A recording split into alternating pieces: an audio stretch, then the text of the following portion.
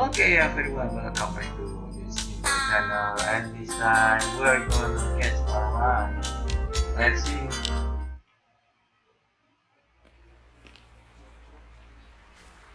That was Cormac at the precinct. Alexander Baran was a guest at Parkview Regency the night Rachel was killed. He checked out earlier today, and he's on his way to MacArthur Airport. He's got a private jet and an appointment in London. Well, he's gonna be late.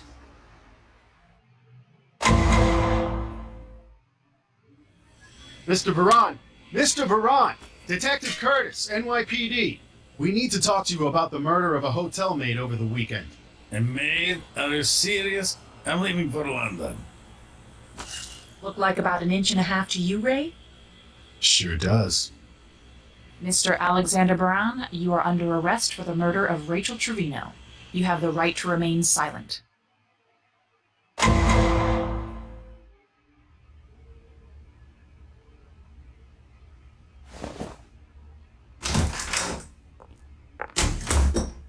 I don't know why we're wasting time here. I'm a Russian. I have diplomatic immunity. We did a little research on you, Mr. Baran. Rachel's blog was a very interesting read. Maids? Waitresses? Executives at your own company? Is there any woman you wouldn't hit on? Your mom? Miss Benson, I am a handsome, virile man. I radiate power. Women are attracted to it despite themselves. Here's a clue. When a woman is attracted to you, she does not slap you with a sexual harassment lawsuit. You've had 12. I'm a flirt. I get slapped with all sorts of things. Did you know Rachael Trevino? No. We have DNA evidence that says you did. What kind of evidence? A rape kit. You don't know what you're talking about. It was completely consensual. So you do know her? You cops think you have it all figured out. Guess what? We were lovers. Sorry, Rachel didn't have a boyfriend. Maybe Rachel didn't even like you, eh?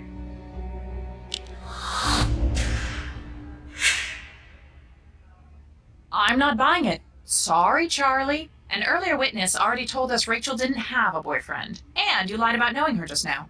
That's 2 strikes. A jury might see it different. When I left the room, that girl was alive.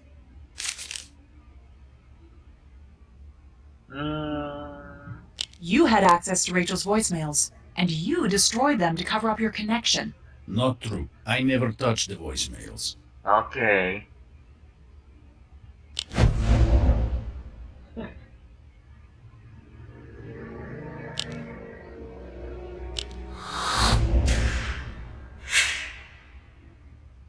Nice try. Gwen Scott told us she deleted the voicemails on your orders. You're guilty as sin, Baran. If you say so. Rachel knew all about you. She was gathering evidence about you, about unreported assaults. I wouldn't know anything about that. I never even heard these voicemails you're so very concerned about. Maybe small or lawsuits? No, maybe this one. You didn't come forward when you heard about the murder. I had no reason to. A maid is killed. How is this my business? She was your girlfriend. Ah, but you say she is not detective. Seems like you were trying to avoid this investigation. No, I had every intention of cooperation. In fact, when you found me, I was on my way to see my lawyer. In your jet. He's on vacation in Florida. London, eh? London, not Florida. You're lying again, eh?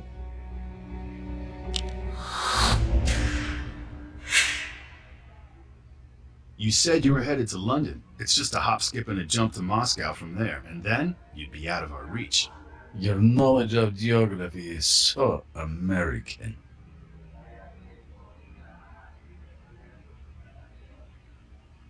So let's say, maybe this girl, Rachel, maybe she liked it a little rough, and you obliged. Consenting adults, right? Sure, completely consenting. And the cane could have been involved. Could Could it have be? been.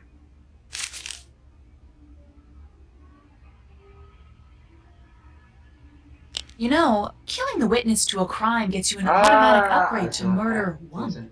What crimes? What witness? Rachel had evidence on you, Baran. She knew what you were up to. She wasn't a witness to anything. Those voicemails were about an expose, a plan to blackmail me.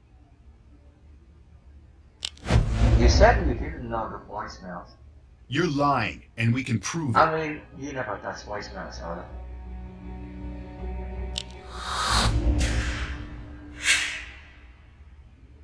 You just told us you never heard those voicemails, so there's no way you could know what they were about. You heard them, and you know it.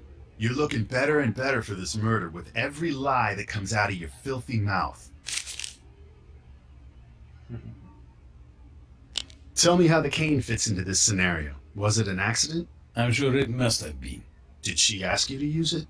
Yes, she asked me to do it. It was her idea. She liked that kind of thing, I guess. Like I said, it was all consensual. This girl was kinky. She saw my cane. She wanted to try it. She was an adult. So you admit it? No. No. I have. Underline this one directly. Bruce marks on Rachel's neck, okay. The candy was carrying him, okay. That's true. Why didn't media know? Bruce marks on Rachel's neck, okay. The candy was carrying, and yes, this one. EADA evidence. Thank you. The bruise mark on Rachel's neck matches your cane. You just said she asked you to choke her out. No, I'm not admitting anything to you people. Come on, Baran. An innocent girl is dead. You want to be macho? You want to be a man? Why don't you tell the truth for once? You better wipe that smug smile off your face before you get to Rikers. Miss Benson, I'm innocent of this offensive charge. My lawyers will have this all thrown out, and my country will protect me. Really? We can place you at the murder scene. We can connect you to the victim and her voicemails. And your cane is a match for the murder weapon. Now might be a good time to panic. That's a hell of a lot of evidence to throw out. That's why I have a hell of a lot of lawyers. Don't worry, I'll be out in a few days. Then maybe I'll call you, baby. Gosh, you are just not my type. Come on, Ray. Let's go get a bite. Mr. Baran can stew in his own ick for a while.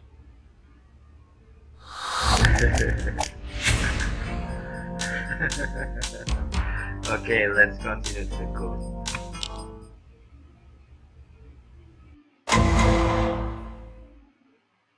The district attorney's office takes a dim view of rape and murder in our city, Mr. Baran.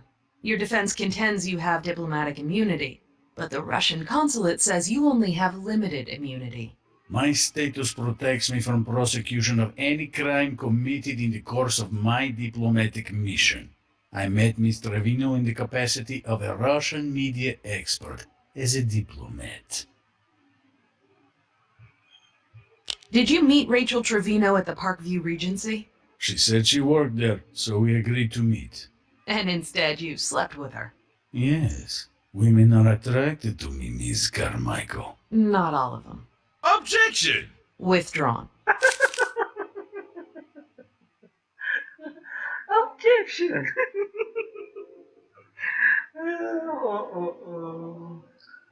So your immunity status is based on your acting as a diplomatic agent. But this is the first we've heard that you were meeting Rachael Trevino in that capacity. She wanted to compare Russian business philosophy to American. She mentioned that aspect specifically to me. Are you sure she didn't have something else in mind? Was Rachael investigating other aspects of your business, Mr. Baran? No. No? Is Baran being truthful? No.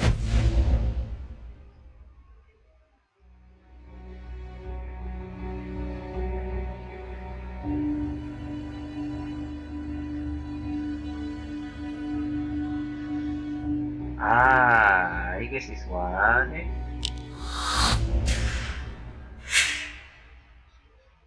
Our detectives investigated Rachel's blog.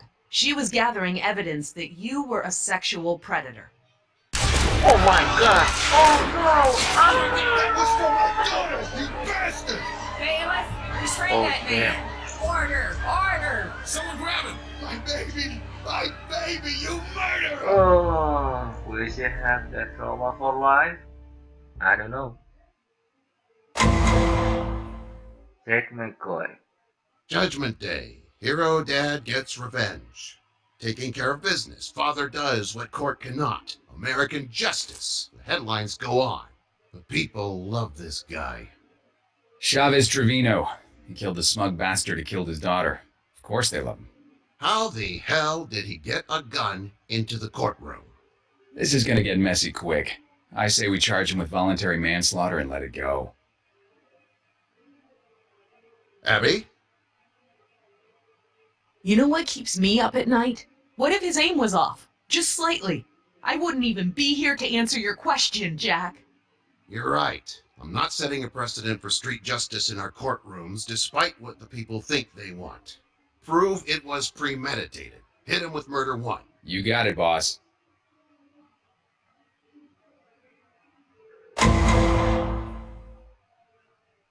How did your client plead, Ms. Mullins? Not guilty. Be advised, we're going to mount a diminished capacity defense. The defendant is a Gulf War vet who suffers from chronic post-traumatic stress disorder. We will show that Mr. Trevino was under extreme emotional distress at the time of the shooting and is therefore not eligible for murder one. Any issues, counselor? None, Your Honor. Defense has briefed us already. This doesn't change anything. We're moving ahead with murder one. Focus on the premeditation.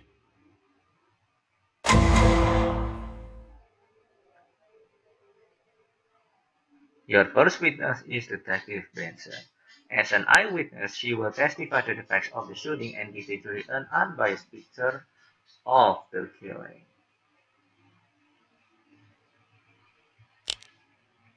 To have your case focus on the pertinent details of the shooting and not the public outcry. Following your questions, the defense will then cross-examine and try to break down her story. Good luck.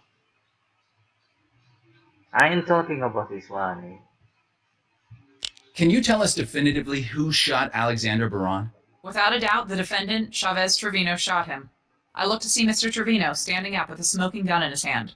Literally. And can you identify him for the court? Sitting right there. That's your shooter.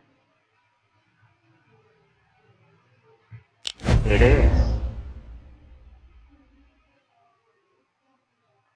Watch the scales of justice. Matter to see whether the jury is siding with you or the defense. Perform well and court and the scales will tip in your favor. Otherwise, it will favor the defense. The further the scales are tipped in your favor, the more likely the jury is to convict.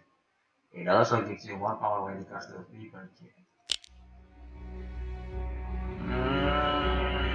This one. Please let the record show the detective pointed at the defendant.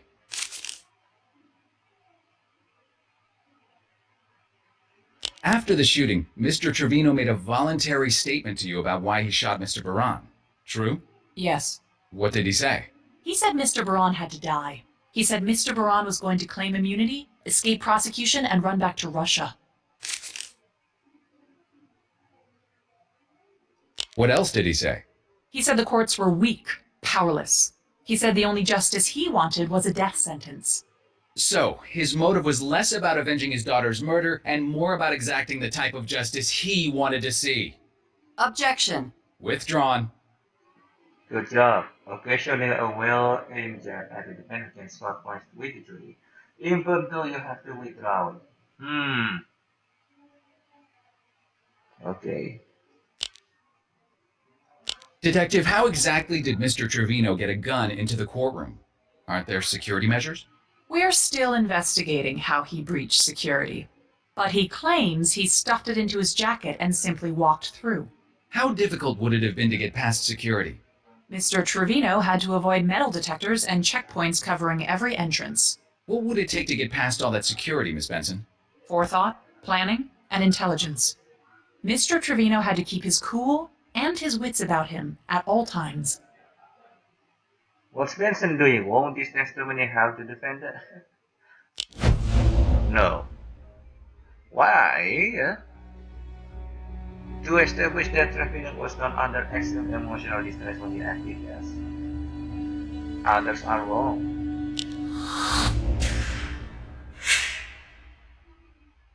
actions inconsistent with someone under emotional distress? In my view, yes. Is there any doubt as to the circumstances of the shooting, Detective? None. Mr. Trevino shot the defendant in front of witnesses and admitted to the murder afterward. I wish every case was this simple. Thank you, Detective. Your Honor, the people rest. No further questions for this witness. Did you realize your case a little? Okay.